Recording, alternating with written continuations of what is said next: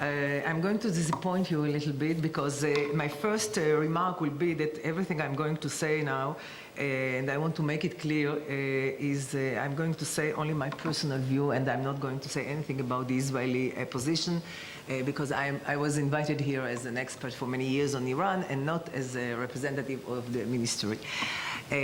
So that's my first remark, and you asked it, so in any case I would have said it. The title of our panel was Stopping Nuclear Proliferation, Reality or Illusion? And I think the Middle East provides some contradictory answers to that issue.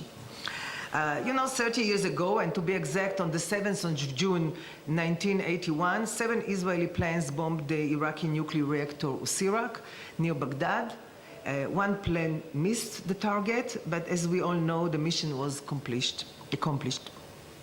The reactor was supplied by France, but the Israeli government decided to give the order for the operation because the reactor was on the verge of becoming hot. And since then, the reactor lies in shambles.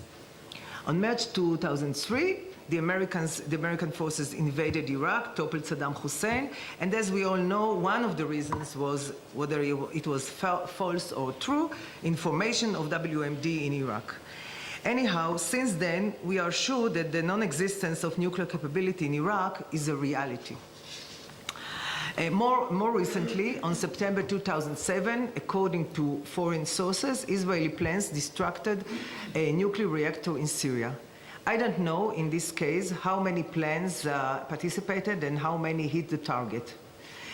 Bashar Assad erased the place and says that the claims about a nuclear facility are illusionary. But the last IAEC report, as was mentioned here also before me, confirmed that it was a real nuclear reactor. Once again, it was proven that stopping nuclear proliferation can be a reality. Till now, I was dealing with the past.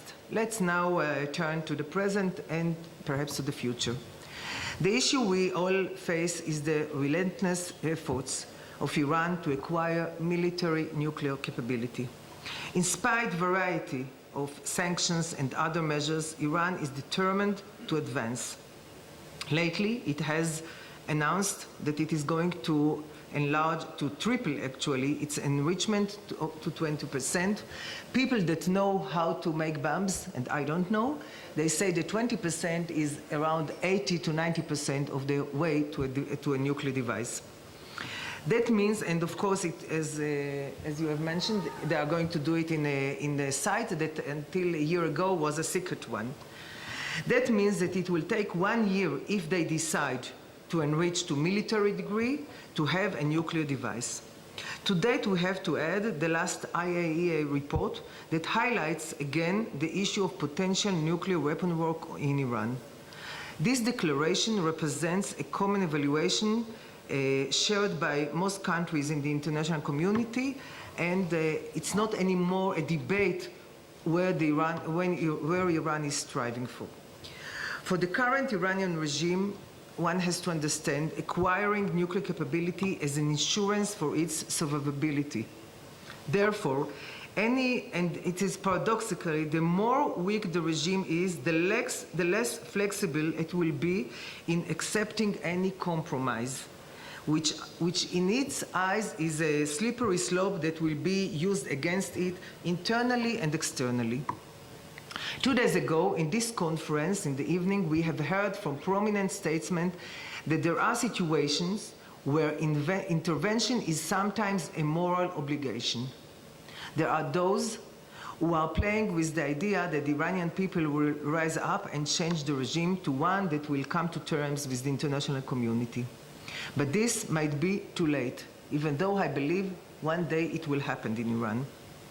And nuclear Iran is a real threat not only to her neighboring countries and to Israel, but to the whole international community and order, and I think it was mentioned before by the British and the French representatives here. More than that, nuclear Iran will probably push other countries in the region to acquire nuclear capability. The effort to stop nuclear proliferation will be in vain and an illusion. My conclusion, therefore, is that only an international intervention will ensure that a free Middle East from nuclear will maybe remain a reality. Thank you.